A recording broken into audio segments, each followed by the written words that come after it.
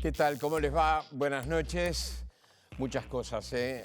Una semana en la que realmente el país, el mundo han ido generando hechos, sucesos que se van modificando además a medida que pasan las horas, signos de interrogación. ¿Qué me dice de Estados Unidos? ¿Qué me dice de Brasil ahora? La situación que se ha generado alrededor de la vacuna china. Hay un gran misterio que los periodistas brasileños están tratando de investigar, a ver qué fue lo que pasó allí, porque hay versiones varias. Algunos dicen un accidente, otros dicen que no fue un accidente, que fue consecuencia de esa vacuna. Bueno, esos son temas que van a estar aquí reflejados esta noche aquí en nuestro programa. Cecilia, ¿cómo estás? Muy buenas noches, un placer estar con ustedes nuevamente y vamos a hablar de la vacuna obviamente con el doctor Alejandro Chavalgoiti. Él es el director del Departamento de Desarrollo Biotecnológico de la Facultad de Medicina, del Instituto de Higiene de allí de la Facultad de Medicina. Y bueno, en momentos que pasó esto en Brasil, que están las hipótesis sobre qué ocurrió con este voluntario de la vacuna, también Pfizer, que está anunciando que la vacuna tiene un 90% de efectividad, la que desarrolló este laboratorio, así que muchos temas para hablar con él. Eso es fantástico, porque tiene un detalle realmente importante. Alfonso, ¿cómo estás? Bien. Diego, ¿cómo estás? Un poco preocupado por el aumento del COVID en Montevideo. Sí, sin duda. Pero con respecto al anuncio de Pfizer, créase o no, no estoy diciendo nada que se salga de la realidad. Simplemente estoy diciendo lo real. El presidente Trump dijo que tenía toda la información de que Pfizer tenía la vacuna y que esperaban que se resolviera el tema de las elecciones, es decir, que se realizaran las elecciones y en la semana inmediata iban a anunciar la presencia de esa vacuna. Y ha dicho tantas cosas, Jorge. Sí, no, pero esta está confirmada. Es como el pastor mentiroso. Esta está Sí. confirmada. Pero él todavía no se enteró del resultado de las elecciones. Sí. Así que puede decir cualquier cosa. Pero hay versiones varias. Ahora se dice que Georgia es un país. Georgia y Pensilvania también están en una situación en que se podría revisar electoralmente. Es decir, no cambiaría nada en principio, pero bueno, sí. Sí, cambiaría porque pasaría a los 56 votos. Pasaría Joe Biden, ¿no? Es un tema... decir, no, lo que quiero decir es que está todo muy entreverado y muy complejo. Nada menos. Un apunte sobre la vacuna, ¿no? Mike Pence, el vicepresidente de Estados Unidos, sale a decir que gracias al apoyo de la Operation Warp Speed, que era la operación por el cual Estados Unidos trasladó millonarias cantidades de dólares a diferentes laboratorios para que desarrollaran en el menor tiempo posible la vacuna. Bueno, gracias a ese apoyo, Pfizer había logrado esto y justo vienen a anunciarlo una semana después de las elecciones, como diciendo que están jugando para los demócratas. Sale Pfizer a decir, miren que ustedes no pusieron un peso. O sea, nosotros estamos financiados por el gobierno alemán y por BioNTech, que es nuestro aliado estratégico. Como diciendo, y tenemos independencia para decir cuándo querramos la noticia. Claro. Hay muchos signos de interrogación. La enseñanza es gran tema hoy para nosotros. También, ¿no? Sí, sin duda. Vamos a tener aquí en vivo al presidente del CODICEN. Sí. Y nosotros además vamos a analizar con Eduardo Botinelli la pertenencia. ¿Qué se sienten los uruguayos? ¿A qué partidos se sienten pertenecientes? Vimos la autoidentificación ideológica. Cecilia estuvo con Eduardo Botinelli de Factum la semana pasada. Vimos la evolución del voto. Ahora vamos a ver cómo se autoidentifican. Pero el gran tema central va a ser la educación. Sí, sin duda. La educación va a estar con nosotros en el centro. Está ya Robert Silva con nosotros. Nos vamos con Eugenia,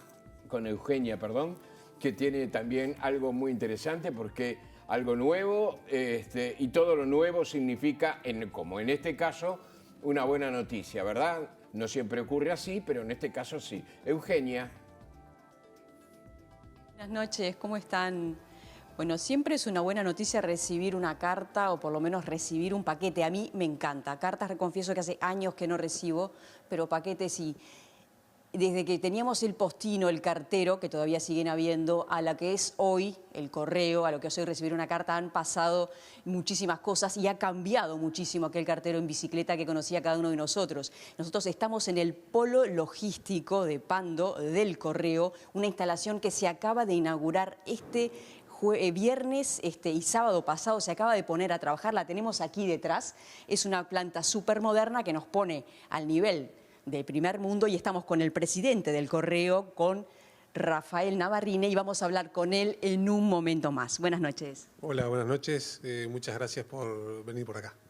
En un momento volvemos con él. Vamos ahora con ustedes a piso.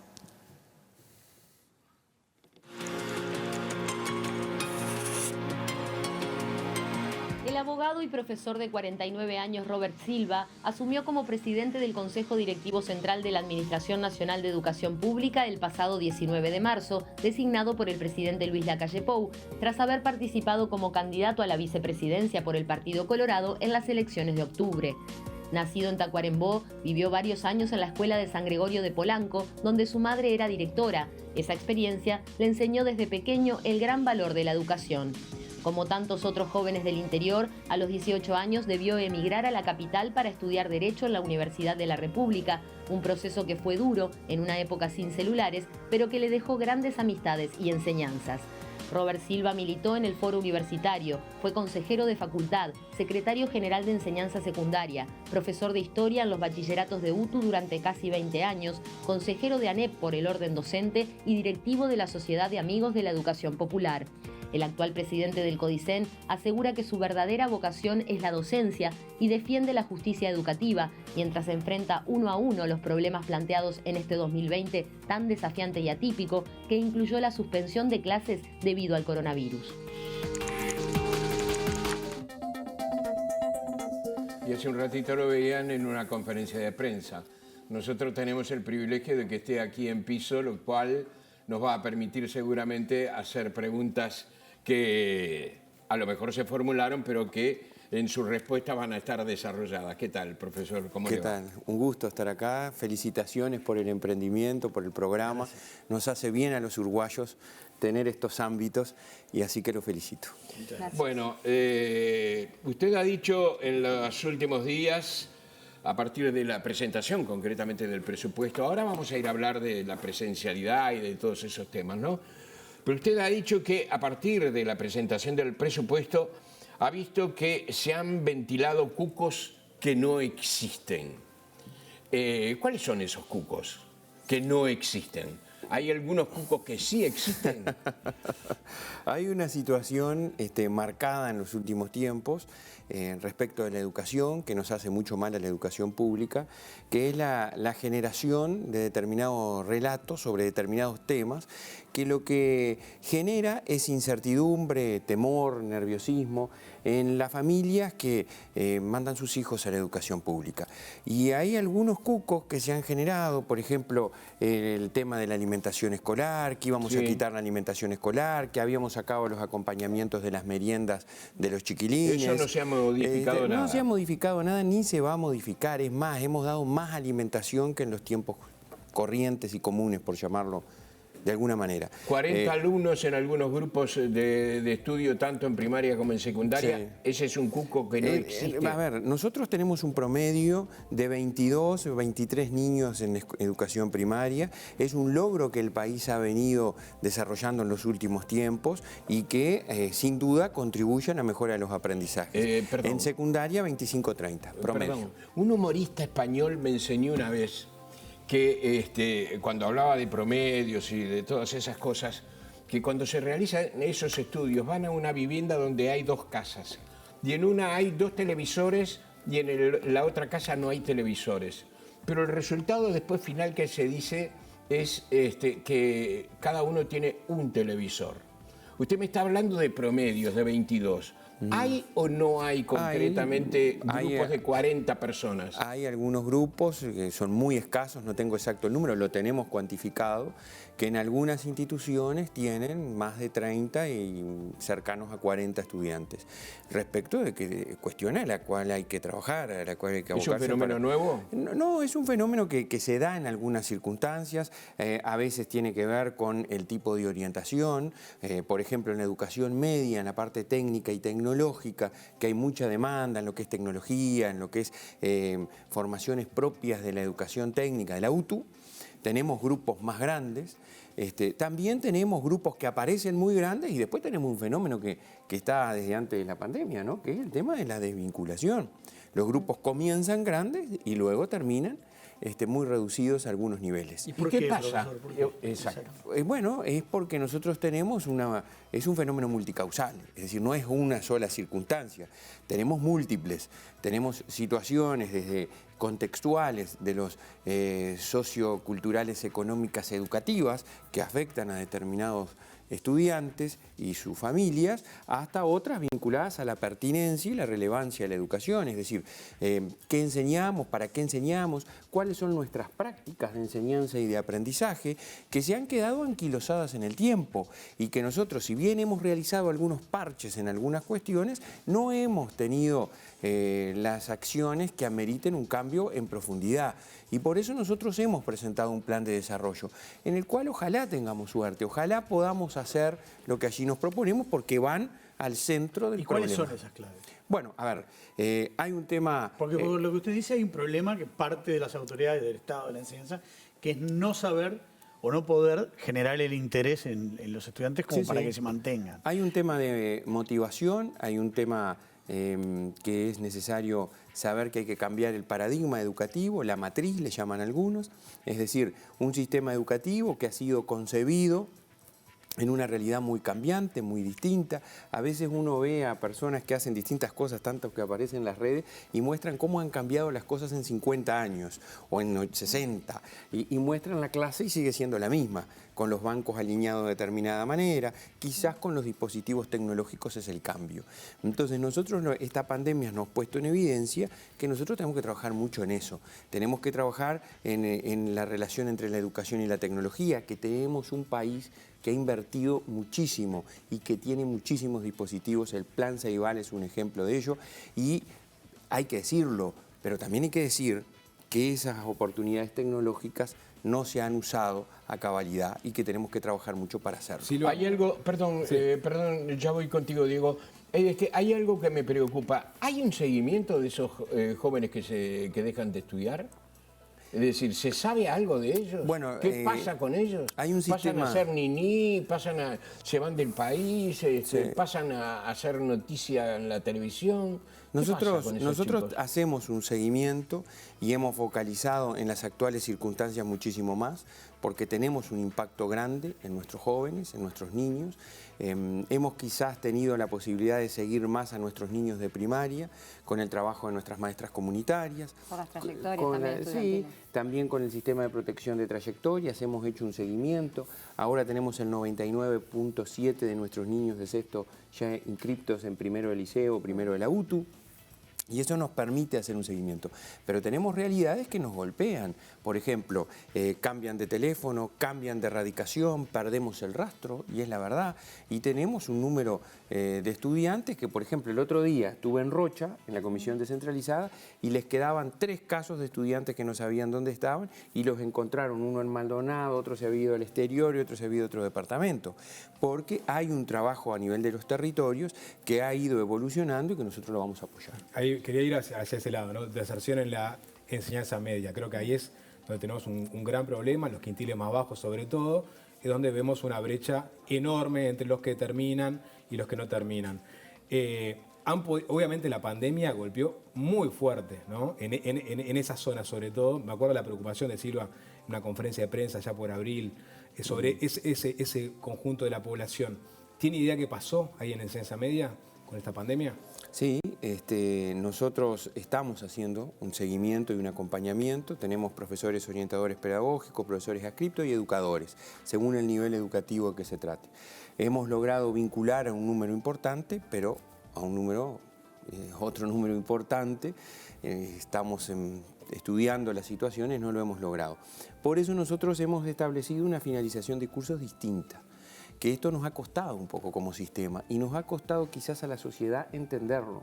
Porque a veces te dice, pero no hay calificación, no hay repetición, pero nosotros tenemos un año extraordinario y nosotros sí vamos a tener promovidos y no promovidos, pero los no promovidos van a ser aquellos estudiantes o que se han desvinculado y no hemos logrado traerlos, o que luego de diversas instancias de acompañamiento no logran adquirir los aprendizajes o llegar a los logros mínimos, porque nos parece que es importante que nosotros avancemos en eso. Y también, primaria, me consta que algunas inspecciones están trabajando en que el maestro pase de grado con el mismo niño. Pero como tú dices, nuestro problema central está en educación media, tenemos problemas en todos los niveles, pero en educación media es muy importante y en ese sentido tenemos que desarrollar algunas estrategias de acompañamiento que estamos ideando para el año próximo. Pero no va a haber exámenes este año No. para esa... Y no vamos a tener una generación rezagada en aprendizajes en ese... No, si en esa nosotros zona. hacemos algunas tareas complementarias de apoyo y de acompañamiento, no. Si nosotros muchas cosas dejamos como están, sí.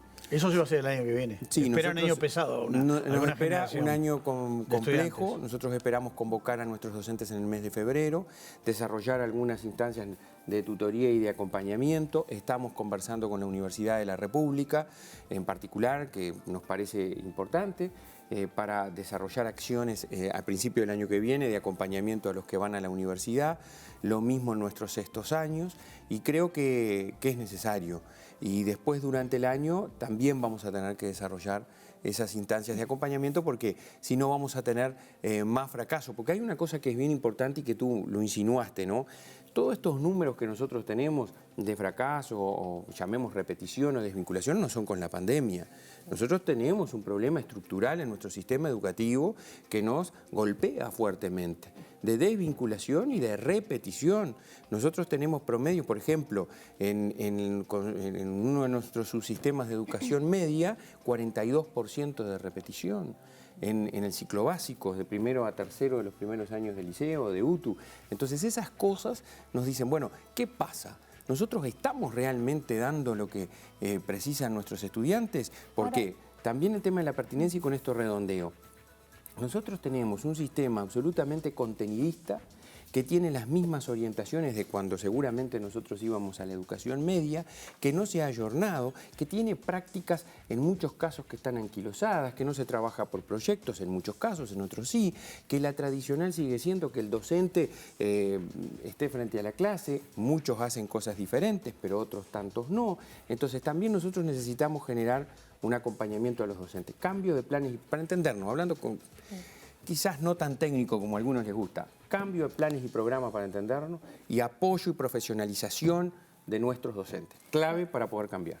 Hace años que venimos escuchando el tema del cambio del ADN de la educación, cambio de planes, la pertinencia, que es lo más triste de escuchar, porque es que a los alumnos no les interesa lo que se está dando, no es el contexto social en el que viven, no es la imposibilidad de trasladarse, es que no les interesa la clase.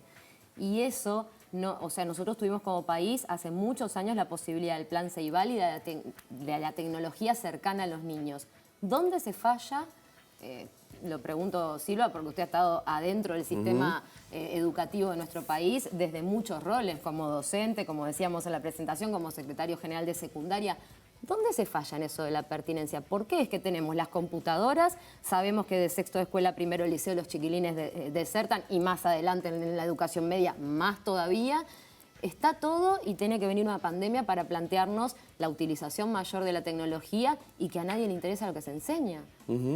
A ver, ¿Qué es lo que falla? Porque están todos de acuerdo. Escuchamos a todos los gobiernos, a todos los que han estado en el CODICEN, perdón que lo plantee así, pero llega un punto que uno como ciudadano dice, ¿pero y cuándo se va a dar el cambio de que se enseñe lo que les importa a los chiquilines? Sí, sí. Es así, comparto. A ver, el problema está en que hay que tomar algunas decisiones que no a todos les va a gustar.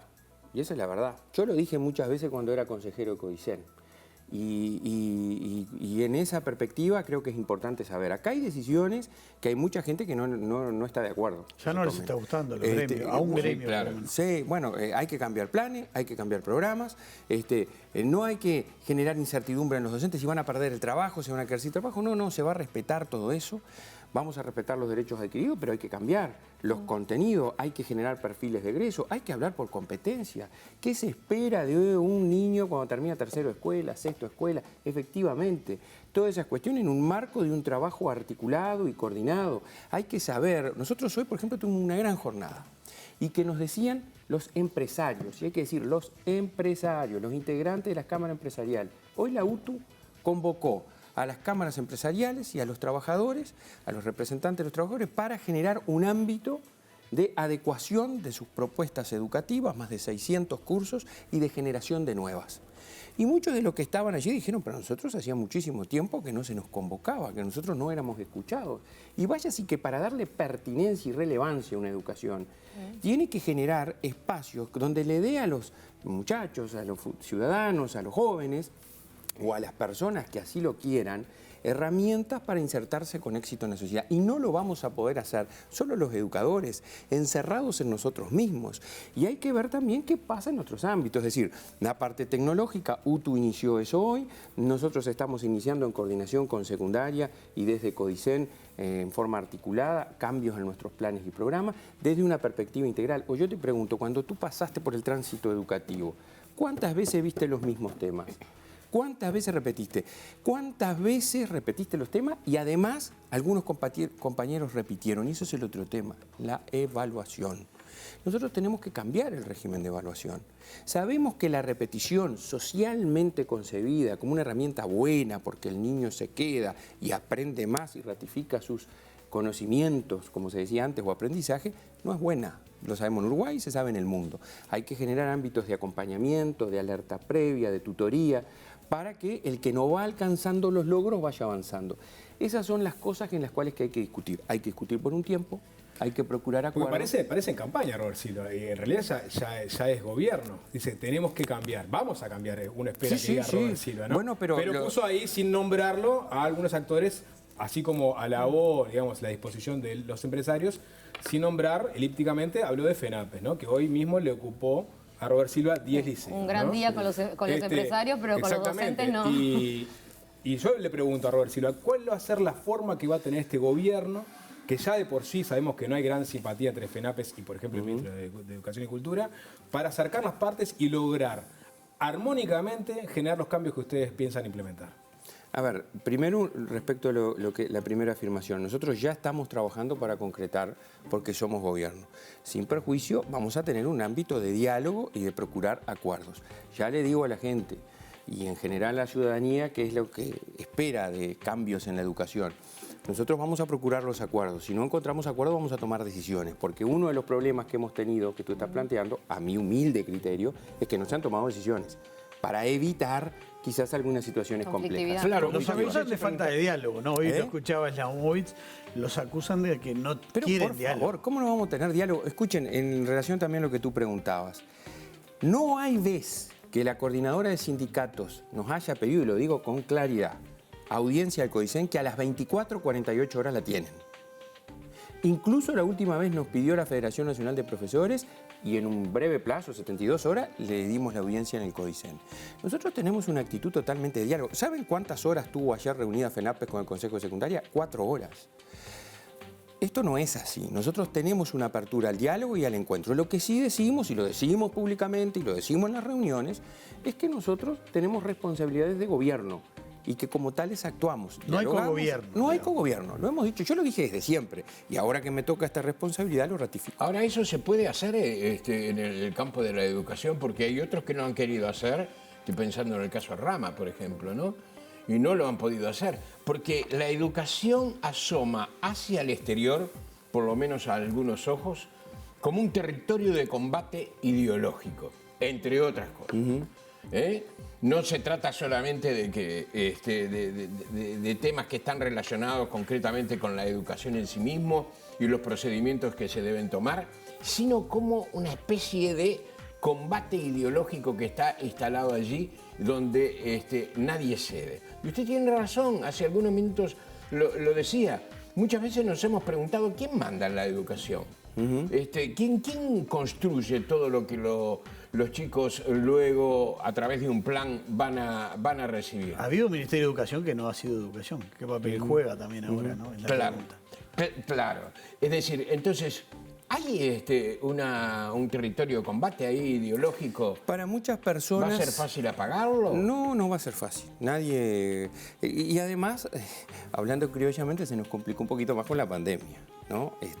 Nosotros tenemos múltiples situaciones que estamos demorados en la implementación. Eso es entendible. Porque hemos tenido que poner foco en todas estas situaciones. Se complicó, pero también antes de la asunción del gobierno, por parte de los docentes, se anunciaban acciones que después se fueron postergando por la pandemia pero también. vos sabés que yo prefiero a veces algunos tipos de cosas y no tener tener que estar con situaciones de carencia total como recibimos la administración de auxiliares, con 120 escuelas que no estaban en condiciones sanitarias de comenzar en el medio rural, tener que estar afrontando esas situaciones, docentes convalidados, clases, ausencias de algunas cuestiones que nos permitieran seguir la educación desde la virtualidad. En fin, hubo muchas horas de trabajo a eso y no lo aprovechamos en otras cosas, pero es un aprendizaje. Todo en la vida, ¿no? Es un aprendizaje. Es un lugar que muchos lo toman como un ámbito de combate, está ideologizado en algunos aspectos. Nosotros acá también nos hemos llegado con una clara convicción, y lo decimos en nuestro plan de desarrollo, de restablecer la institucionalidad de la educación. Incluso al frente lo combatieron también. ¿Quién? Desde la propia izquierda. Sí, por supuesto. Desde una izquierda no consejo. frentista. Yo integré el consejo anterior y tuve muchos encuentros, tuve desavenencias, pero tuve muchísimos encuentros con las autoridades del gobierno anterior y siendo consejero electo por los docentes. Porque uno tiene esa satisfacción, y permítanmelo decir. Yo ahora soy presidente designado con la venia de la Cámara de Senadores, pero fui consejero por casi 7.000 votos de docentes, que a uno le da un conocimiento. Yo levanto el teléfono en prácticamente todos los puntos del país, tengo gente en todos los centros educativos con la cual puedo conversar y me puede dar un panorama de las realidades de los distintos puntos del país. Gente de todos los partidos. De todos los partidos. Porque esa es otra cosa clave, y a eso iba. Es decir, acá no se trata, acá tenemos que sacarnos el gorro del partido, que todos, obviamente, algunos lo hemos hecho público, yo ahora no puedo hacer política, pero hay que sacarse el gorro del partido, hay que trabajar por tratar de encontrar un proceso de transformación y de cambio en la educación. Hay que respetar la institucionalidad y respetarlos a todos. Y por eso nosotros sacamos resoluciones respecto de cartelería y hemos adoptado decisiones en marco de la laicidad y de la prohibición de hacer proselitismo. Y también decisiones en lo que tiene que ver con cuestiones, por ejemplo, competencias. Hay para determinados sectores que no se puede hablar de competencias, porque cuando uno habla de competencia mercantiliza la educación. Bueno, señores, no es así. El mundo ha avanzado a las competencias, a los distintos tipos de competencia, entre otras cosas, porque la educación no solo tiene que lograr esas competencias, tiene que lograr otro conjunto de cosas que nos parece clave y por las cuales vamos a trabajar. Silva, pero y redondeando este tema, ¿no? Porque ¿cuál es la estrategia del gobierno? Porque Slamovitz, el Frente Amplio hoy dijo, por ejemplo, al gobierno del Frente Amplio hicimos 500 ocupaciones. A este gobierno ya hoy le ocuparon 10 liceos. Imagínese si se acaba la etapa de diálogo que habla Silva y empieza la etapa de decisiones. Ustedes tienen la herramienta de gobernar, ellos tienen la herramienta del conflicto. En algún momento va a haber que interceder de alguna forma para que eso fluya. Porque si no vamos a estar... Hablábamos de Germán Rama. Germán Rama pudo lograr algunos cambios, pero otros tantos no los pudo hacer justamente, entre otras cosas, decía por su personalidad, ¿no? ¿Qué estrategia tienen ustedes? Muchos años después lo reconoció. Sí, claro. Y hoy mismo se están procurando algunas cosas que Rama quería, ¿no? Que continuaron. Sí. Entonces la pregunta es, la estrategia política que tienen ustedes más allá de la visión educativa. A ver, hay una estrategia política de diálogo permanente. Primero, hay una estrategia política que es fundamental que en este país no pasaba. Y lo voy a decir porque estaba en el gobierno, como consejero electo, que es de una articulación y diálogo fuera de la ANEP y dentro de la ANEP. Fuera de la ANEP, básico con el Ministerio de Educación y Cultura, con el ministro y con el Plan Ceibal, por ejemplo, que no pasaba. El Plan Ceibal iba por un lado, la ANEP iba por el otro, el Ministerio de Educación por el otro. Nosotros acá tenemos una articulación y una coordinación absoluta con el ministro, el presidente del Plan Ceibal, la ANEP, con el INED, con el nuevo presidente y con la estructura toda del Instituto Nacional de Evaluación Educativa. También aspiramos, y lo estamos haciendo con la UDELAR y con todas las otras entidades. Y luego en la intranep. Yo siempre, ustedes me habrán escuchado hablar, pero nos pasa cuando tenemos hijos, cuando hablamos. primaria por un lado, secundaria por otro, UTU por otro. Nosotros estamos trabajando en clave ANEP y estamos haciendo muchas cosas coordinadamente. Ejemplo, esta finalización de cursos. Ejemplo, las instancias de acompañamiento y muchas otras. Esa es una estrategia de accionar en el marco de un plan. Porque ¿qué otra cosa faltó? A mi humilde criterio. Miren, yo no critico, trato de no criticar, porque si no, hay mucha gente que ya cuando uno se pone a criticar, ya enseguida se deja de escuchar. Deja de escucharte. Pero faltaba un plan. Nosotros tenemos un plan. Tenemos equipos con mucho compromiso en la educación, muy formados. Les voy a mencionar a nuestra directora de planeamiento, Adriana Aristimuño, a los directores generales, a los consejeros de los consejos, gente altamente comprometida con la educación pública que ha dedicado su vida. Tenemos equipo, tenemos un plan y tenemos eso que yo les decía hace un rato, que para mí es clave, que es ejercer la autoridad y tomar decisiones. Ahora bien, si nosotros tenemos un conflicto, vamos a tratar de solucionar, porque los conflictos también se aprende y se gana. Vamos a tratar de llegar a un acuerdo, vamos a dialogar. Pero cuando haya que tomar decisiones, las vamos a tomar. ¿Y cómo las vamos a tomar? Implementándolas y hablando y dialogando. ¿Con quiénes? Con nuestras comunidades educativas. Porque está bien, yo respeto mucho a los sindicatos, yo integré el gremio de estudiantes de los lugares que estudié, milité mucho, o sea, los respeto mucho, pero sé, como sabía cuando estaba ahí, que no todos estaban ahí. Y hay muchos docentes que no son sindicalizados. Y hay muchos docentes que sindicalizados están en contra de determinadas posiciones. Entonces, ocupaciones, por ejemplo, hoy uno ve los números de quienes se ocuparon. Bueno, los paros, tenemos las cifras del último paro. Más del 73% de UTU, promedio país, trabajó. En secundaria, más del 63-64% trabajó. ¿Y tienen los recursos? Pues los acusan de estar cerrando 200 liceos, terminando con algunas... A ver, yo creo que nosotros tenemos que... Termino la pregunta anterior y te digo, mira, hay que dialogar en la interna, con nuestras comunidades, hay que dialogar con la familia y con la sociedad toda. ¿Por qué? Porque la sociedad tiene que tener conciencia, y por eso yo trato de aceptar todas estas instancias de invitación, porque hay que generar conciencia de que tenemos que cambiar en educación de una vez por todas, como decías vos, porque la gente piensa lo que pensás vos. Si seguimos haciendo lo mismo, vamos a tener los resultados que tenemos. ¿Saben que el Uruguay es uno de los países más inequitativos del mundo en educación? Ustedes saben que el Uruguay, a pesar de los resultados sociales que tienen en distintas áreas, no se explica la brecha educativa que existe entre el 20% más pobre y el 20% más rico. Por ellos hay que trabajar y hay que tratar de generar cambios. Y cuando nos acusan de los grupos, de que hay 200, no son 200 grupos, son 211 grupos menos. ¿Y saben por qué hay 211 grupos menos? Porque se hizo una proyección de la matrícula y una proyección de la promoción. Y no es nuevo que nosotros tenemos menos población, que hace 20 años teníamos 57.000 nacimientos y ahora tenemos 37.000, más o menos andamos en eso. Tenemos menos. Primaria en estos 15 años perdió 60.000 niños de matrícula.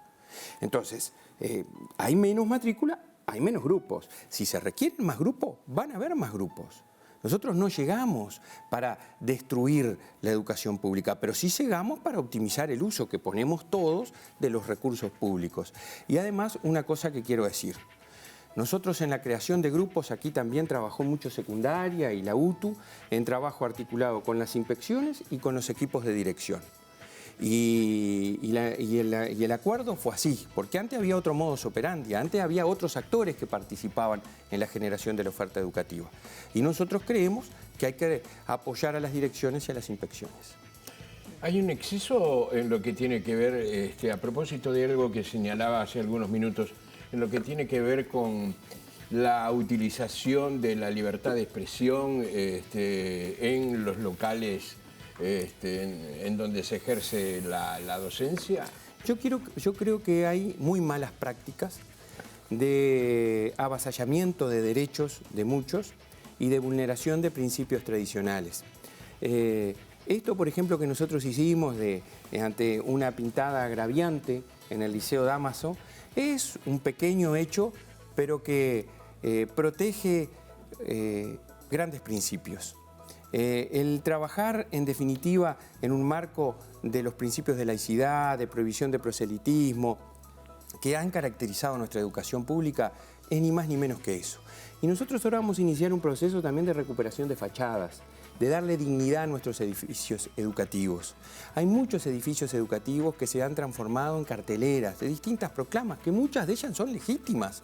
Pero el problema que no es el establecimiento educativo público el lugar donde se deben hacer pintadas y donde se deben establecer reclamos de cualquier naturaleza. Máxime cuando algunos de ellos tienen connotaciones políticas, porque seguramente hay muchos de los que van a esos centros educativos públicos y que en buena hora tienen otra posición. El centro educativo público recibe a todos, discute todos los temas en un ámbito de exposición integral de las distintas posiciones, para que cada uno tome la posición que le parece la mejor. Bueno, muy bien. Nada más que la presencialidad. ¿Qué ganamos con eso? Una frase. Bueno, la presencialidad, ganamos un acortamiento del distanciamiento físico permanente. Eso nos permite en educación inicial y primaria, en la enorme mayoría de los centros, volver a una presencialidad prácticamente diaria, que es un poco lo que nosotros estábamos reclamando hace bastante tiempo, que hubo situaciones nacionales de aumento de los casos de COVID, entonces eso se demoró un poco, las familias lo están reclamando y creo que va a ser una cosa buena en estos 30 y pico de días que nos quedan para terminar las clases. Muy bien, gracias por venir, seguramente seguiremos conversando en una próxima. Ojalá que así sea. Hasta muy pronto y mucha suerte. Bueno, muchísimas Buena gracias. suerte. Señores, continuamos enseguida.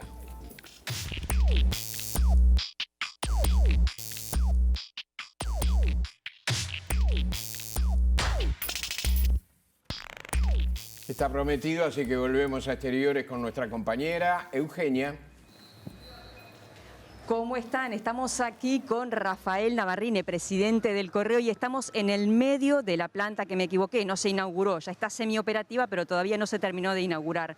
Una planta que está lista desde el año 2019, pero empezó a estar operativa recién ahora, hubo diversos conflictos que ahora nos van a contar, que costó 12 millones de dólares, y tenemos atrás una máquina que costó $1,5 millones de dólares, y que nosotros, y que es la que se va a utilizar para clasificar los paquetes de manera moderna. Una tarea que antes hacían a mano muchísimas personas, ahora la hace una máquina sola. Cuéntenos un poco dónde estamos, presidente. Bueno, estamos en el polo logístico de Pando. Acá esta planta es una planta de última generación, con equipamiento de última generación. Son 12.000 metros cuadrados de planta. Y bueno, acá vamos a concentrar 3 plantas que el Correo tiene, 2 de ellas en Montevideo y otra que estaba aquí cerca en Canelones. Van a trabajar 153 personas y la finalidad de esta planta fundamentalmente es que salga desde aquí hacia el interior del país por 12 ramales que tenemos, toda la mercadería que el Correo procesa, tanto correspondencia y paquetería, para el interior del país. Desde aquí salen, van en esas 12 rutas hacia todo el interior del país y vuelven acá también las que vienen del interior para ser distribuidas en otros lugares, en Montevideo y en otros lugares del interior también. Esta máquina que tenemos atrás, que es hipermoderna, ¿cuántos paquetes, o sea, el trabajo de cuántas personas hace? ¿Cuántos paquetes en una hora puede clasificar? Bueno, esta máquina se llama Sorter y es una máquina con un corazón tecnológico muy importante que brinda muchas posibilidades y tiene la posibilidad de clasificar 3.000 paquetes por hora. Eso nos da a nosotros una flexibilidad muy grande y nos va a permitir atender una demanda mucho mayor. ¿Por qué demoró tanto esta planta en inaugurarse? ¿Cómo consiguieron solucionar este problema que tenían de que estuvo un año detenida una inversión tan millonaria? Bueno, cuando nosotros llegamos a la planta, ese tema ya estaba instalado así, no se había podido ocupar en tiempo y forma, y bueno, la ocupación ha sido un producto de una interesante y larga negociación que nos ha llevado más de 9 meses con el sindicato, y bueno, por suerte se pudo destrabar con la buena voluntad de todas las partes. Siempre en un conflicto hay que ceder y bueno, el sindicato estuvo muy apresto a colaborar y nosotros también y bueno, y por suerte el fin de semana pasado ya empezamos a materializar esa mudanza que la vamos a hacer en 13 fines de semana consecutivos de manera de no alterar el normal funcionamiento del correo o alterarlo lo menos posible. Porque la imagen del correo en este momento no es muy buena. Estuvimos chequeando un poco los comentarios que hay y es una empresa que se conoce en todo el país, pero no está o no se cree que esté, digamos, a la altura de lo que ha sido el e-commerce o la evolución que ha tenido tanto en los últimos años como sobre todo en la pandemia, ¿verdad? Sí, es una realidad. El correo no ha sabido, no hemos podido acompañar la evolución que ha tenido a nivel nacional el comercio electrónico. Y bueno, estamos trabajando ahora para justamente revertir esa situación y que el correo tenga una buena imagen, como lo tiene la marca Correo, una marca tan vieja en nuestro país. Así que estamos trabajando fuertemente en ese sentido. ¿Cuáles son el correo, que es la empresa, digamos, más antigua siempre de un país? Tiene casi 200 años, ¿verdad? Es siempre los edificios más lindos, los más antiguos están en el centro de la ciudad y suelen ser del correo.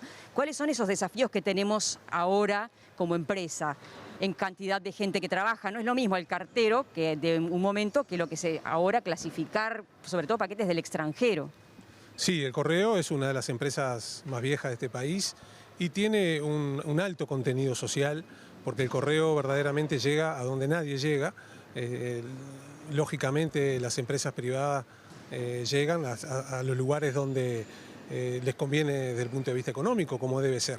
El correo tiene un componente social muy importante que nos hace llegar a todos lados, a todo el país, a todos los poblados con mayor número de 200 personas, 300 personas, allí el correo está de alguna manera presente y bueno, eso es lo importante y es el desafío que tenemos. Y el correo también se ha ido ayornando con el tiempo, acompañando esa evolución que ha tenido, ¿verdad? De llevar una simple carta allá y entonces, hace 190 años, y bueno, y ahora se ha tenido que tecnificar, modernizar para atender otras realidades. Y seguimos en ese proceso. El proceso de modernización es un proceso constante porque, bueno, además hoy la inmediatez nos exige eso, fundamentalmente de la mano del comercio electrónico y también de la mano de la tecnología, porque la tecnología también nos obliga a nosotros a modernizarnos en el sentido de atender nuevas líneas de negocio, porque bueno, la carta como tal, la correspondencia, que hoy nos basamos básicamente en todo lo que es facturación del Estado y estados de cuentas bancarios, eso sin duda que va a ir mutando y bueno, nosotros tenemos que estar a la altura de los acontecimientos para poder ayornarnos y abrir nuevas líneas de negocio que permitan a la empresa seguir ocupando el lugar social y comercial que ha tenido siempre. Muchísimas gracias por haber estado con nosotros. Nosotros sigue siendo siempre una maravilla que te llegue una carta o que te llegue un paquete a casa. A mí al menos me encanta. Volvemos con ustedes a estudios. Gracias, Eugenia. Diego. Bien, decía recién el presidente del Correo, ¿no?, sobre la función social de esta institución que en el mundo a veces se cuestiona. En un mundo de mail, de virtualidad, de nubes, ¿es necesario tener un correo?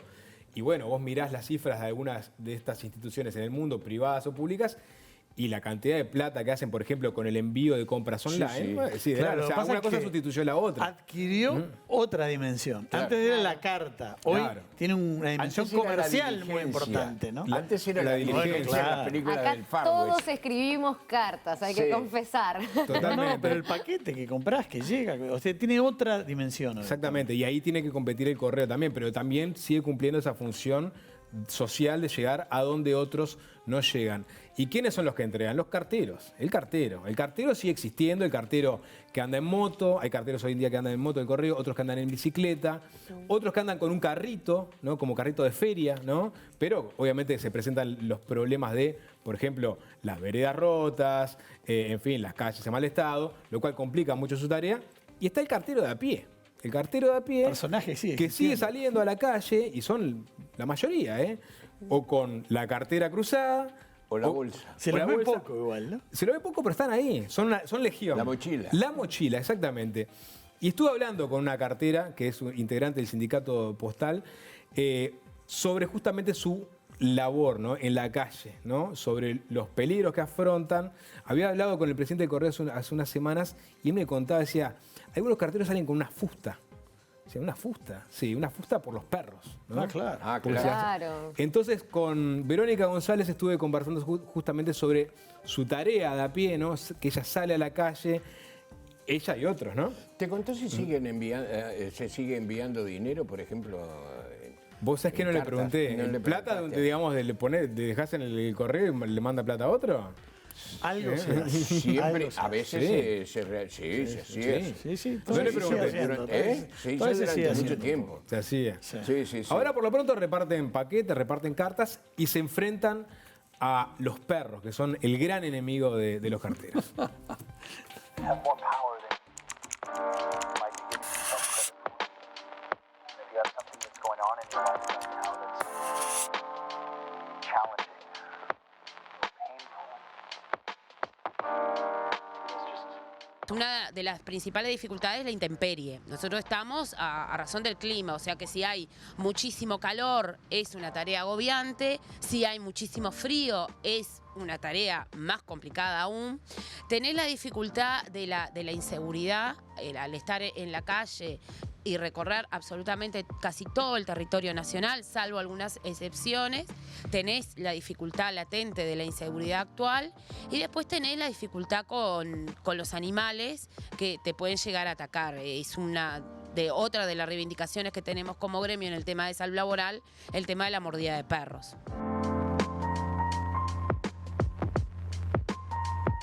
Tema específico con los animales, sobre todo en el interior, ciudad de la costa y periferia de Montevideo, son lugares donde hay mayor dificultad con eso. Porque los animales son territoriales. Entonces vos de repente cruzás una vereda y es el territorio de un perro, de un animal que no esté en condiciones de seguridad como correspondería, que sería o cercado o atado, y bueno, efectivamente te puede atacar y es un tema bien problemático porque te muerden. O sea, inclusive ha habido casos que están, por ejemplo, sueltos detrás de una cortina, vos te agachás para tirar una carta para adentro y te pueden agarrar, que han ocurrido casos un poco más graves, de mordeduras más complicadas, pero está presente esa dificultad constantemente. La diversidad de cómo los carteros y las carteras se enfrentan a la dificultad de los animales, sinceramente es infinita. Hay compañeras que salen con caramelos, porque les tiran caramelos. Hay compañeros que salen con algún tipo de palo, que ahí, digo, se complica porque tener que atacar a un animal no está nada bueno. Hay otros compañeros que salen con galletitas, entonces les tiran galletitas para que se vayan lejos, pero es según cómo seas vos y cómo te relaciones con el animal. En el caso personal mío, que yo soy cartera, fui cartera en la periferia cuando empecé en el 2002, era cartera en Flor de Maroñas y el hipódromo y había pila de animales. Bueno, mi relación con los perros es alejarme. Yo ni tiro caramelos, no me acerco directamente.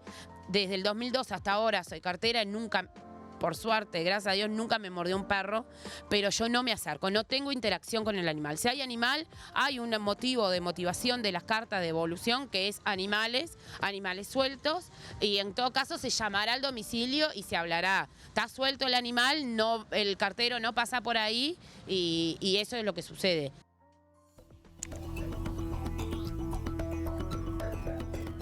Ahí estaba Verónica González, cartera ella, que contaba que cuando recién arrancó hacía mucha periferia, donde hay muchos perros territoriales, sueltos algunos, que no tienen ningún empacho en ir y atacar directamente a las personas que se arriman, ¿no? Hay una unidad especial de mordidas en el clínica, se contaban, y muchos de los carteros terminan ahí. Así que es un problema real. Y el justificativo, perros sueltos. Sí, perros es sueltos. novedoso, ¿eh? Realmente no lo tenía como un problema tan grande como el que estaba manifestando. Sentido de pertenencia, ser uruguayo. ¿A qué pertenecemos? ¿Equipo de fútbol, por ejemplo? ¿A qué barrio? ¿A qué partido político o a qué idea política? De eso Alfonso Lessa tiene a alguien que nos va a contar muchas cosas. Sí, Jorge, estamos con Eduardo Botinelli, director de Factum, como todas las semanas desde que empezó el programa. Y el tema de hoy es la pertenencia partidaria. Estuvimos hablando de la cantidad de uruguayos que votaron o que votan. Estuvimos hablando de la autoidentificación ideológica, es decir, cómo se percibe uno dentro del escenario, en el centro de la izquierda. Pero hoy vamos a hablar de la pertenencia partidaria. Es decir, Explícanos. Bueno, claro, responde a una pregunta específica. ¿Usted se siente blanco, colorado, frente amplista de algún otro partido, ¿no? Directamente, si se siente perteneciente a alguna de estas corrientes partidarias que existen. Y vamos a empezar por las definiciones actuales. Vamos a ver, sí, en el primer gráfico lo que tenemos a 2020, ¿no? Acá tenemos el histórico, ¿no? Es decir, cómo ha sido la evolución a lo largo de los años, donde el 2020 lo tenemos sobre el final, y podemos ver cómo ha transcurrido esto en los últimos 10 años. Tenemos 2 años electorales marcados, 2009, 2014, y luego la evolución de este último ciclo electoral. Sí, por partido podemos verlo, ¿no? Estos son los 3 principales partidos los que estaban ya tienen toda esta construcción a lo largo de estos años. Entonces, en 2009, el Frente Amplio, o los Frente Amplistas eran el 40%. Esto es importante, vamos a repetirlo, no es intención de voto ni voto, es pertenencia. Entonces, los que se decían, yo soy Frente Amplista en el 2009. En 2009 era el 40%. El 27% se consideran blancos o nacionalistas y un 8% se consideran colorados o vallistas, que entran como dentro de la misma categoría. ¿Qué comportamiento hubo en ese momento? Bueno, el Frente Amplio votó 8 puntos por encima de lo que tenía como base sólida de sentido de pertenencia. El Partido Nacional votó 2 puntos por arriba y el Partido Colorado votó 9 puntos por arriba. Acá, si recuerdan, en 2009 hubo mucho trasvasamiento de votos entre el Partido Nacional y el Partido Colorado durante la campaña electoral, ¿no? Producto después de las elecciones internas. Pero entonces, tenemos movimientos importantes con bases muy sólidas, donde en esa elección creció menos el Partido Nacional. Por esto que decía que hubo un trasvasamiento hacia el Partido Colorado. 5 años después, tenemos al Frente Amplio en el 38% que se consideran frente amplistas, y votó en el mismo nivel que 5 años atrás. Esto lo hemos hablado en algún momento. Sí. El Frente Amplio votó lo mismo, pero tuvo una transformación en su electorado. Quienes votaron en 2014 no fueron los mismos que votaron en 2009. El Frente Amplio tuvo un cambio en su electorado donde creció en el interior del país, donde creció en los sectores más bajos, que, como vimos, por ejemplo, con el interés en la política, son los que menos tienen afiliación partidaria, ¿no? Que es todo un tema y un desafío que tiene el Frente por delante, quizás tengamos tiempo de analizarlo después, que es su inserción en el interior. Sí. Para lo cual en su momento es el Encuentro Progresista, Mujica tejió alianzas, en fin. Sí, claro. Que coincide con esos tiempos. El Partido Nacional se mantuvo en los mismos términos en términos de pertenencia, es decir, entre el 2009 y el 2014, pero votó un poco por encima. Es decir, ese trasvasamiento de votos que habíamos visto acá se mueve acá. Los sentidos de pertenencia se mantienen muy similares cuando miramos las dos elecciones, pero hay movimientos adentro. Y después la evolución de este ciclo electoral muestra algunas cosas interesantes. Muestra que el Frente Amplio empieza una caída en el 2009, 2014, y luego tiene una caída sistemática hasta el 2018, que es donde tiene el pico de caída más fuerte. Caída crítica ahí, sí, ¿no? Este es el año donde el Frente Amplio, digamos, produce el quiebre más fuerte en términos de intención de voto, en términos de pertenencia. Este número tan bajo incluso de alguna forma muestra cierto momento donde había hasta cierta posibilidad vergonzante, digamos, de el año del episodio Sendico, de los ecos y una serie de hechos. Toda una serie de hechos que se acumularon. Este claramente es el año de quiebre para el Frente Amplio y se da en la propia pertenencia, que después la recupera en los mismos niveles que tenía en el 17. Pero no vuelve hacia atrás. Y de hecho esto condice un poco el comportamiento. Con una base del 34, votó un 39%. El Partido Nacional tiene una caída fuerte después de las elecciones de 2014, pero esto es bastante tradicional. ¿Por qué? Porque el Partido Nacional crece hacia las elecciones y tiene una caída que queda en un conjunto de personas que sí se consideran del área tradicional, pero no pertenecientes al partido. Lo que estamos viendo en esta elección, en este momento, pero hay que mirar después, 2021, 2022, que el fenómeno tradicional del Partido Nacional no sucede. Es decir, después de la elección no cae o se mantiene en estos niveles, sino que muestra un crecimiento. Esto puede ser por el ejercicio propio del gobierno en manos del Partido Nacional, puede ser la coyuntura que estamos viviendo con alto nivel de interés en la política y de politización que hemos visto en otros momentos. Si vos ponés la votación, va a pasar algo parecido. El Partido Nacional siempre está en el medio, ¿no? Claro. En una línea media, más o menos. Sí, sí. Y de hecho, tenía 27% de pertenencia y votó el 31%. Y en esta tenía el 22% y votó el 29%. Es decir, siempre tiene un gap, digamos, de crecimiento con bases que van cambiando a lo largo del tiempo. Y lo que se ha mantenido muy estable ha sido el Partido Colorado. El Partido Colorado ha estado oscilando entre 8 y 10, con en algún momento un 7, pero ha estado muy estable en que tiene una base sólida de personas que se consideran a sí mismos colorados, que están en el entorno del 9%. ¿Y qué está pasando ahora, Eduardo? Bueno, si vamos a la otra placa, lo que vemos es este número un poco más desagregado con otros partidos que aparecen. Claro. ¿No? Y entonces hay vemos otros protagonistas. el Frente Amplio con el 34%, que ya lo habíamos visto en el fin de la serie. El Partido Nacional, o blancos, 26%.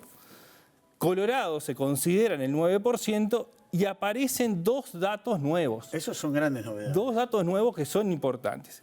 Los cabildantes son el 6%, es decir, que se consideran a sí mismos pertenecientes a Cabildo Abierto o cabildantes, son un 6%. Es un dato fuerte, ¿no? Para un partido nuevo, que haya un 6% que se considere ya miembro de un partido. Ya se sienten pertenecientes a este movimiento que tiene 1 año y medio.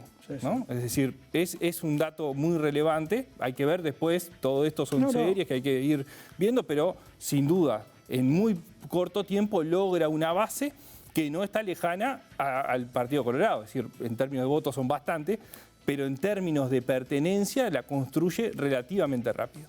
Y la otra pertenencia que aparece es la multicolor. Es decir, personas que empiezan a considerarse no dentro de un partido, sino dentro de esta coalición. Y este es otro dato que aparece relevante. Después hay otras definiciones, gente que se considera apolítica, gente que se considera ecologista, y ahí empiezan otros elementos. Y finalmente un 10% que no tiene definición, ¿no? Pero bien interesante, ¿eh? Creo que estamos en un momento de alto interés en la política, como lo hemos visto, con cambios históricos en términos de posicionamientos ideológicos, y también en las pertenencias partidarias que muestran ciertas estabilidades, pero también algunos cambios de los últimos tiempos. Datos muy importantes que seguramente deben tener en cuenta todos los partidos, los estrategas de los partidos pensando en el futuro. Eduardo Botinelli, director de Factum, muchísimas gracias. Volvemos enseguida.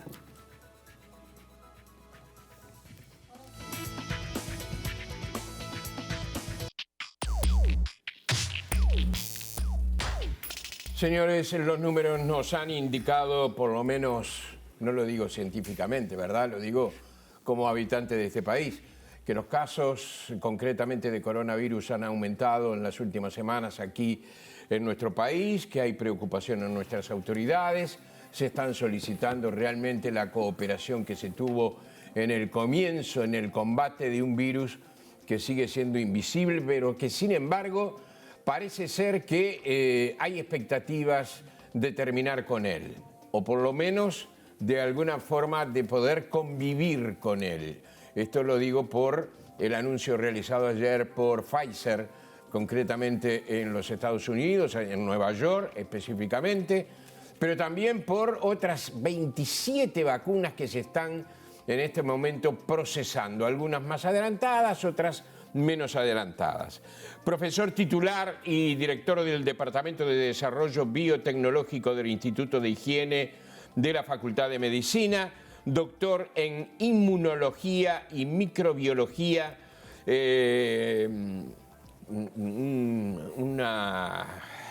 un doctorado recibido a través de la Universidad de Cambridge. Está con nosotros Alejandro Chavalgoiti para hablarnos de esto. ¿Qué tal? Hola, buenas noches, ¿cómo están?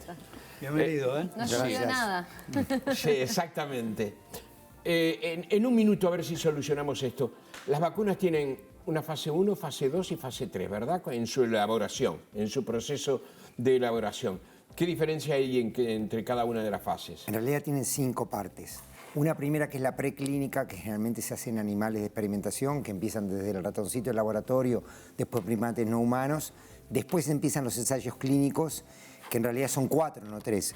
1, 2, 3, y después que empieza a venderse, a distribuirse, es una cuarta, que es muy importante. El 1, generalmente lo que se prueba es la seguridad, ¿sí? en un número pequeño de pacientes, pueden ser unas pocas decenas de pacientes, y ahí se prueba que se asegura y se hace lo que se llama el escalado de dosis. El escalado de dosis es probar distintas dosis crecientes para ver cuál es la máxima dosis tolerable que no genera reacciones adversas.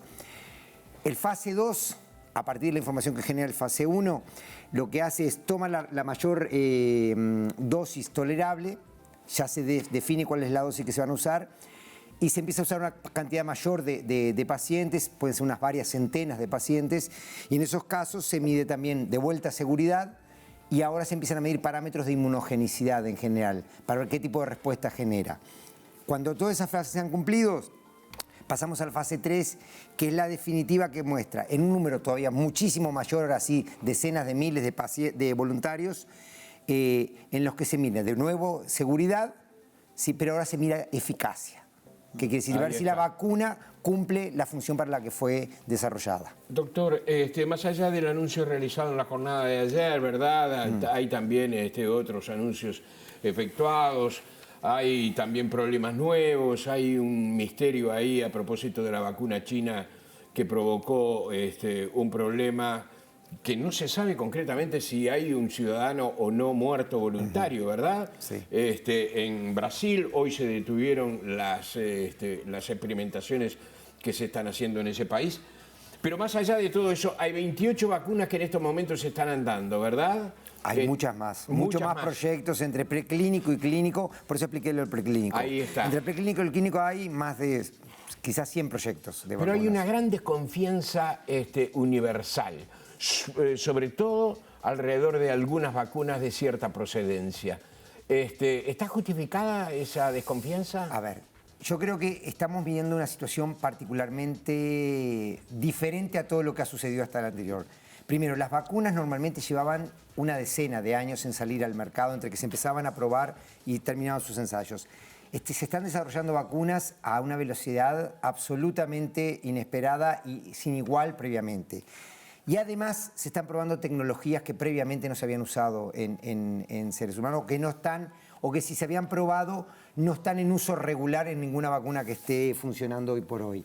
Entonces, la suma de los tiempos acelerados, si el miedo de si se está probando adecuadamente la seguridad o no, con las tecnologías nuevas, con el desarrollo de la pandemia, con el otro fenómeno que yo lo comentaba los otros días. Estamos viviendo el desarrollo de una vacuna en clave de reality show. Claro. O sea, el hecho de que una vacuna se pruebe y que durante el proceso de prueba se encuentre en alguna reacción adversa y que hasta tanto no se averigüe el origen de esa reacción adversa, se pare el ensayo clínico, es moneda corriente. Es lo que sucede normalmente. Acá se agrega la ansiedad, ¿no? Y el conocimiento. Por primera vez las empresas hicieron públicos sus protocolos. Generalmente estos, hasta por un tema de confidencialidad, no son públicos los protocolos. Hoy por hoy sí, y la gente los está siguiendo día a día. Entonces, estas cosas no sucedían previamente. Sí, y doctor, ¿hay algún antecedente de que se haya probado una vacuna frente a un virus tan desconocido como en esta ocasión? ¿O antes había un conocimiento mayor de qué efectuaba en el ser humano el virus que apareciera, la enfermedad que apareciera y después llegaba la vacuna? Es que el problema es que estamos en una pandemia. Entonces, yo digo siempre, el mundo vivió varios ensayos generales de pandemia en las últimas 2 décadas. H1N1, después MERS, después ébola, después SARS. Ninguno de esos virus llegó a tener el potencial pandémico, o mejor dicho, influenza lo tiene, pero no generó la pandemia que se esperaba. ¿Sí? Pero los demás no tuvieron el potencial pandémico. Todos esos virus en realidad eran bastante más letales que este. Este no tiene un porcentaje de letalidad tan alto, pero tiene la capacidad de volverse pandémico. Tiene esa altísima tasa de transmisibilidad que lo hace que se haya vuelto pandémico. Entonces, lo que sucedió fue que durante todos estos años el mundo científico y empresarial siempre corrió de atrás el desarrollo de vacunas. Y generalmente lo que sucedió es que cuando se terminaron de desarrollar los inicios de vacunas, la pandemia ya había, o la epidemia pico, claro. ya había pasado y por tanto no había tanto interés y por tanto no había ni interés comercial ni interés de la gente. Yo te lo La de Oxford se monta en los estudios del anterior. Exacto. Para el ébola. No, de ébola. De ébola sí. No, para MERS. No es MERS, no. La de MERS, que se MERS. montan los ensayos de ébola es la rusa. La rusa. La rusa, La o sea, la Sputnik. la Sputnik está montada con la misma tecnología. O sea, la de Seneca, AstraZeneca, Oxford y la rusa tienen la misma tecnología. Es un virus. Hablando, como se diría en un boliche, como diría la gente, hablando en plata. Sí. Se ha dicho ayer que quizás la próxima primavera de Europa pueda estar pronta la vacuna. Hay quienes dicen, no, esos son tiempos milagrosos. ¿En qué tiempo, usted que conoce el tema, sería razonable esperar una vacuna efectiva y que esté a disposición de la gente? A ver, ayer salió el anuncio de Pfizer. Ellos dicen que antes de fin de año van a tener...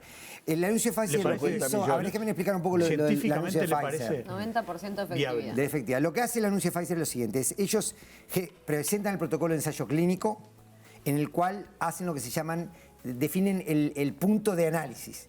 El punto de análisis es el momento en el que uno mira los resultados de la vacuna a ver cómo van. Porque como las vacunas en humanos se prueban esperando a que la gente se infecte, o sea, los ensayos son doble ciego. Quiere decir, si usted es voluntario, no se sabe si va a recibir la vacuna o un placebo. Cuando se empiezan a acumular los casos de enfermos dentro de los voluntarios, cuando se llega a un determinado número, lo que se hace es, se procede a abrir el ensayo. Esto es, a mirar quién de esas personas recibió la vacuna y quién placebo. Y en función de si los que recibieron la vacuna están poco infectados y los de placebo muy infectados, se define la eficacia de la vacuna. Esto fue lo que pasó ayer. Cuando presentan el protocolo, Pfizer plantea un punto final de análisis a los 164 casos. ¿Qué quiere decir? Cuando se alcancen, después de 7 días o más de dada la segunda dosis de la vacuna, se alcancen 164 personas infectadas, ¿sí? Se abre el ensayo y se ve. Pero, como está todo el tema de las presiones para desarrollar la vacuna, deciden aplicar una cosa que se llama EUA, que es Emergency Use Authorization, que es la posibilidad de usarla en caso de emergencia, como es este. Entonces, ellos plantean abrir el ensayo a los 32 casos. La FDA le dice que no, que les dice 64. Cuando aceptan ya habían llegado a 94. Esos son los que abrieron ayer. Hoy, chaval, Y eso, pero Eso quiere decir que en apenas términos cumplan. prácticos. En términos prácticos quiere decir que apenas cumplan el otro requisito que es el de seguridad, que le piden 2 meses de seguimiento para ver que no haya reacciones adversas, pueden aplicar a esa EUA. Ellos dicen que van a aplicar la EUA en la tercera semana de noviembre, que es cuando completan los 2 meses. ¿en el verano podría estar disponible? ¿Marzo, El verano, febrero? Ellos dicen que en diciembre, que en diciembre van a hablando de procesar. no, fines de noviembre. No, pero le pregunto a usted, A que es fin un de- especialista. No, bueno, pero es que el más especialista que lo que la están fabricando, Claro, ellos son los tienen la planta fabricantes. fabricándola. A fines de noviembre dijeron que la... Pero ahí aparecen serios dilemas, serios inconvenientes que tienen que ver con la logística. Por ejemplo, algunas de las cosas que se expresan en materia de dificultades, Sí. cómo hacer el número suficiente. Por ejemplo, Uruguay no podría producir la vacuna si compra la licencia, porque también se está hablando de ese tipo de circunstancias, que algunos países... Poder, en términos teóricos, podría. Poder Sí. en estas consideraciones imposible. ¿Por qué? Porque para poder producirlas, el elemento crítico, los especialistas en vacunas siempre decimos es, llegar a tener la vacuna es la mitad del trabajo. Sí. Una vacuna que funcione es tener la mitad del trabajo. Después hay que tener un proceso productivo que permita obtenerla en cantidades suficientes para cumplir el objetivo. La conservación de las vacunas. Ese Y es el otro proceso traslado, después, pero claro. además poder producirla en las cantidades. Para que se hagan una idea, cuando empieza todo este tema de varias empresas que van a llegar a tener la vacuna, uno de los problemas que salta es que no va a haber viales de vidrio en el planeta suficientes para producir tantas vacunas. ¿Qué les parece? ¿Qué Chaval, les parece? La temperatura, perdón Sí. Diego. La temperatura depende de la tecnología. La cadena del Esta en particular tiene un problema adicional, que es una tecnología nueva, RNA mensajero, que requiere temperaturas de menos 70, menos 80 para conservación. ¿Y tenemos eso, esas Bueno, máquinas? sí, nosotros sí las tenemos, pero en realidad no solo hay que tenerlas, sino que hay que tenerlas en cantidades y en los lugares suficientes para la logística Eso le de la pregunto. vacunación. Eso encarece la vacuna también. Eso encarece la vacuna, sí, también, pero el tema es que ellos, Pfizer, yo leí ahora de tarde, que ya están ofreciendo unas cajas que van a poder contener hasta 5.000 dosis de la vacuna y aguantar la temperatura esa entre 10 días, permitiendo. Los freezer convencionales, los que hay en las casas, van a menos 20 y esto tiene que ir a menos 70. Son freezer especiales. Chavalgoiti conoce el mundo de los laboratorios a nivel global, ¿no? Hoy leía a Richard Horton, que es el redactor jefe de la revista Lancet, ¿no? Sí. Una de las revistas de medicina más importantes del planeta, Sí. inglesa. Hablando sobre el anuncio de Pfizer. Pfizer, lo comentamos hoy al principio del programa, está asociada con BioNTech, una empresa alemana. No recibió fondos del programa norteamericano, o sea, tiene independencia en ese sentido. Fue una Pero opción de ellos. Fue una opción de ellos, ¿no? Invirtieron mucha plata y esperan ganar mucha plata también, ¿no? Vemos que hay una carrera. Ganaron vemos que- mucho con el Viagra. Bueno, ganaron Pfizer. mucho con el Viagra, es verdad. Ganan. Ganan, Sí. Pero terminaron, porque eran los 5 primeros años Pfizer que creo que tuvo la exclusividad Y después de se la tramitaron. producción del Viagra, A ¿no? lo que voy es que hay una carrera de los laboratorios, de las personas que se han lanzado a producir una vacuna, y en esa carrera aparecen los anuncios, ¿no? Los anuncios estratégicos, ¿no? En momentos estratégicos, como por ejemplo para despertar el interés de los mercados, para anticipar ventas. Y hoy Richard Horton decía que publicar estos resultados intermedios a través de un comunicado de prensa no es ni bueno para la práctica científica, ni hace bien para construir confianza en las vacunas, ¿no? ¿Qué piensa Chavalgoiti de este tipo A ver. de estrategias de los laboratorios? Las estrategias de los laboratorios son estrategias empresariales que siempre han existido y existen previo y post pandemia. Es real que tan importante como la eficacia de una vacuna es la confiabilidad que esa vacuna genere. O sea, si tenemos dudas sobre la vacuna, es tan problemático como que la vacuna no funcione. Entonces, es lo que pienso, lo que te decía recién. Esto tiene el enorme problema que lo estamos viviendo en clave de reality show.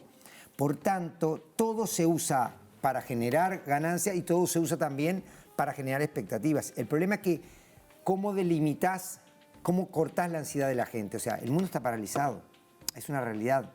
Entonces, es imposible pensar que vaya a suceder de otra manera. Hay iniciativas, porque la propia revista Lancet hace 3 meses sacó una editorial muy importante en el cual hablaba de un término, acuñaron un término, que creo que alguna vez contigo lo hablábamos, que era el de gobernanza de las vacunas. O sea, en este contexto de pandemia, en este contexto de que se están desarrollando vacunas a velocidad inverosímil, el problema es qué pasa con esas vacunas, quién las recibe. Por ejemplo, 50 millones de dosis que dice Pfizer, ¿a dónde van? Estados Unidos. ¿Quién las recibe? Alemania. Bueno, Alemania Pero tiene... ¿qué No, sectores? le prometieron 10 millones a Alemania también. ¿Qué ¿sí? sectores, no?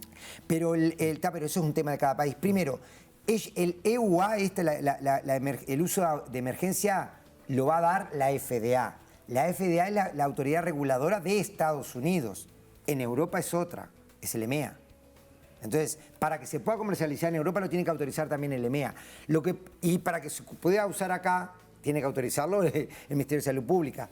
Lo que pasa es que en general, cuando la FDA da una approval, muchas veces la OMS precalifica esa vacuna. Entonces, un montón de países, incluyendo Uruguay, sí, que no tenemos Autoridad Nacional de Control para ese tipo de vacunas, Ya la aceptan, digamos. la aceptan por la aprobación de la FDA y de la OMS. Claro. Doctor, hay porque todo está en relación a versiones o a cosas no totalmente comprobadas, ¿no?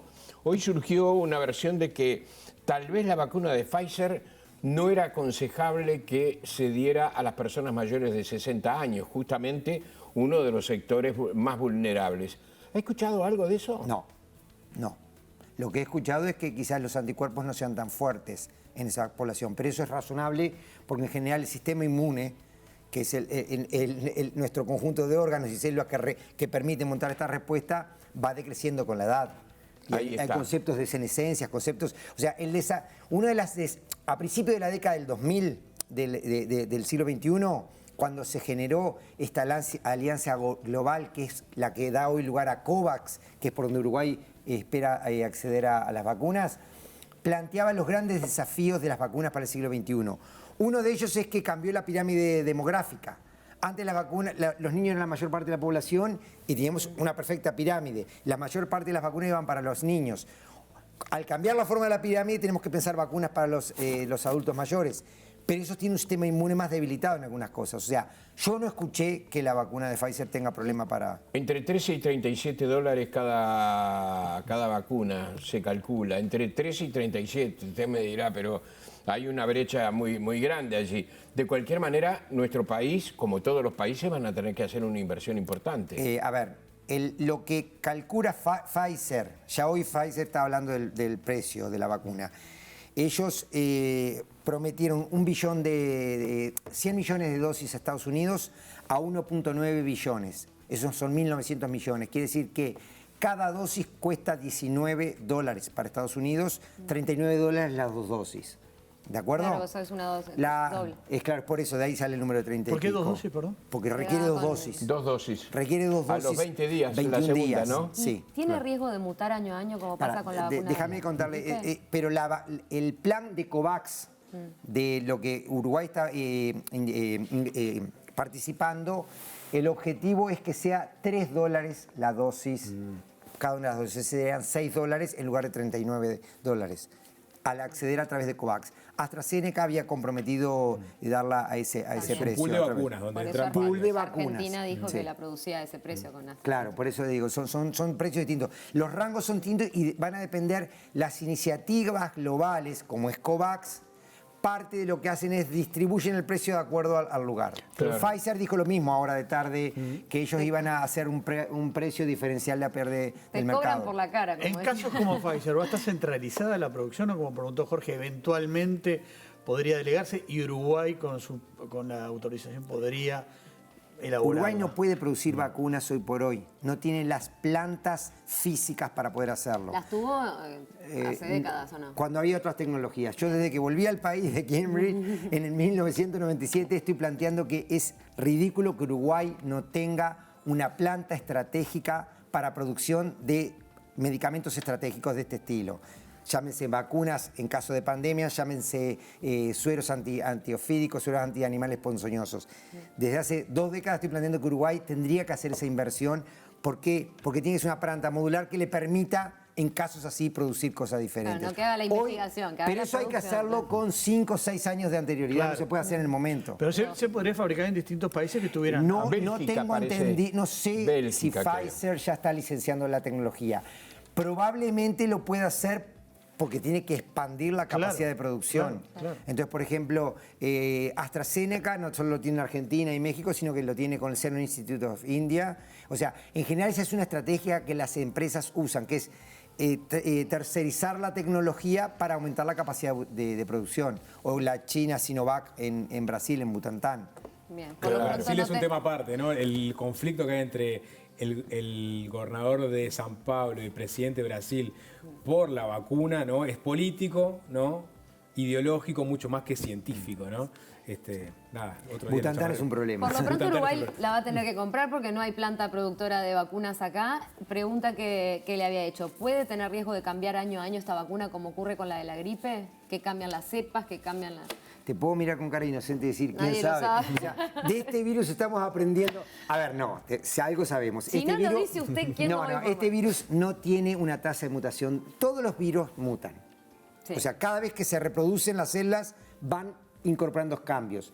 Esos cambios pueden no tener ninguna relevancia biológica o tenerla, ¿sí? Y aun cuando tenga relevancia biológica, esa relevancia biológica no tiene por qué afectar a los blancos que usamos, que miramos para hacer la vacuna. Ahora, estos virus, los coronavirus en particular, estos tienen tasas de mutaciones bastante menores que las de influenza. Son virus bastante más estables. O sea que, en principio, no debería Unos tenerlo. añitos En funcionar. principio no tendría por qué suceder, pero, digo, en biología, imposible es una palabra imposible. ¿Iremos en camino de tener en alguna oportunidad digamos, en ese futuro fantástico que a veces imaginamos, de lograr una vacuna que sea total? En el 95, el director general de la OMS se despertó un día y en un congreso de vacunas que estábamos, el Congreso Internacional de Vacunas, empezó su charla introductoria diciendo: el objetivo es en 10 años tener una vacuna que se dé a todos los niños al nacer en una única dosis oral y que proteja contra todas las enfermedades. Vinieron las ambulancias a llevárselo al señor porque... Sí. No, pero a ver, más allá de la broma, lo que sí es claro es que no sé si va a ser posible tener una única vacuna, pero lo que sí se está buscando es generar plataformas tecnológicas que permitan construir rápidamente en forma modular vacunas contra lo que sea. Eso es lo que es CEPI, el organismo este que se formó en 2017. ¿Hay algunas enfermedades que pueda tener de pronto una persona que se va a vacunar que impida que se vacune del conocimiento que se tiene hasta ahora, verdad? Sí, claro. Hay vacunas que no están, indicadas para inmunodeprimidos, por ejemplo. La vacuna de BCG, que me han escuchado hablar, se le da a todos los niños al nacer en este país, salvo a los hijos de seropositivos. Porque se considera que pueden estar inmunodeprimidos y por tanto no se les da la vacuna BCG al nacer. Es decir, que estamos frente a muchos signos de interrogación, a pesar de que se conoce bastante más de lo que conocíamos pocos meses atrás sobre un virus que realmente pasó a los libros de historia, ¿no? Yo creo que tenemos signos de interrogación, pero se está avanzando a pasos increíbles, o sea, eso no hay duda.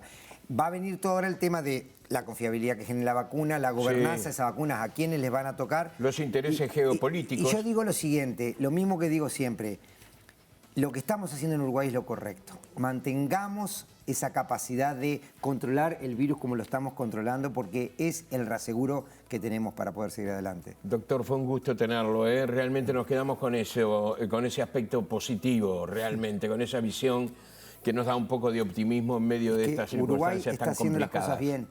Uruguay está haciendo las cosas bien y lo que tenemos que lograr es que internalicemos que si las seguimos haciendo bien, estamos en un sitio bastante más seguro. Los uruguayos tenemos que, de alguna manera, también aportar mucho, ¿no? Independientemente de las autoridades, los científicos, la gente que sabe. Hasta muy pronto, ¿eh? Muchas gracias. Señores, una pausa.